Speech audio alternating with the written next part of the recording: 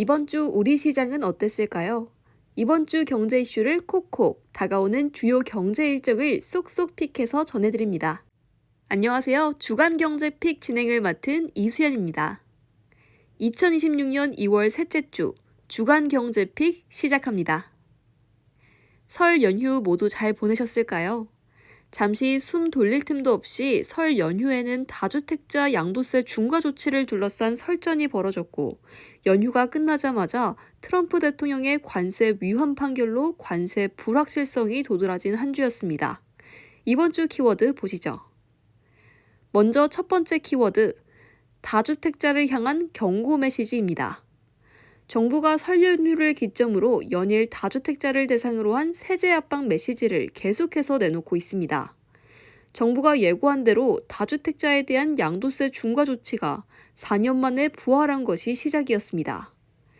다주택자 양도세 중과는 다주택자의 투기를 규제하기 위해 부동산을 사고 팔 때 발생하는 양도 차익에 대해 세금을 부과해 가산세율을 적용하는 겁니다. 앞서 문재인 정부 때 도입됐다 윤석열 정부 때 들어 반복적으로 유예됐었는데요. 정부는 서울 아파트 값이 상승세가 가파르자 오는 5월 9일부터 다주택자 양도세 중과 유예를 종료하겠다고 밝혔습니다. 종료되면 조정 대상 지역인 서울 전역과 경기 12곳 내 다주택자는 양도세율이 기본세율인 6에서 45%에 더해 주택수에 따라 최대 30%포인트가 가산되게 됩니다. 이에 대해 보완 정책으로 임차인이 사는 다주택자의 매물을 매수할 경우 실거주 의무를 최대 2년 유예한다는 정책도 발표했는데요. 이 규제를 두고 설 연휴 동안 이재명 대통령과 장동혁 국민의힘 대표가 SNS에서 설전을 벌이기도 했습니다. 다가오는 6.3 지방선거를 놓고 민심 잡기라는 평이 많습니다.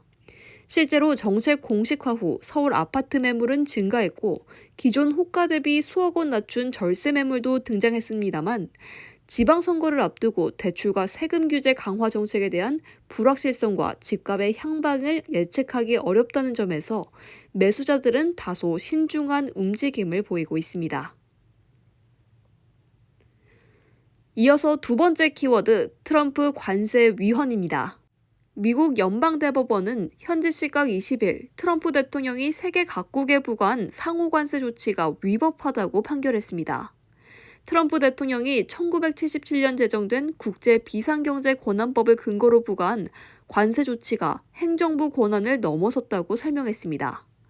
이에 대해 트럼프 대통령은 당초 세계를 대상으로 무역법 122조를 적용해 글로벌 관세 10%를 부과했다가 이튿날 상한선인 15%로 인상하겠다고 발표했는데요.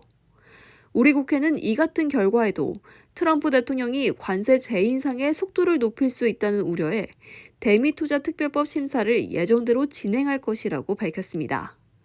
예측할 수 없는 관세 2라운드가 시작된 만큼 신중한 태도를 보여야 하겠습니다. 마지막으로 다가오는 경제 일정도 전해드립니다. 23일은 일본과 중국의 장이 쉬어가고요. 25일에는 미국의 2월 소비자 신뢰지수와 트럼프 대통령의 연설이 예정돼 있습니다.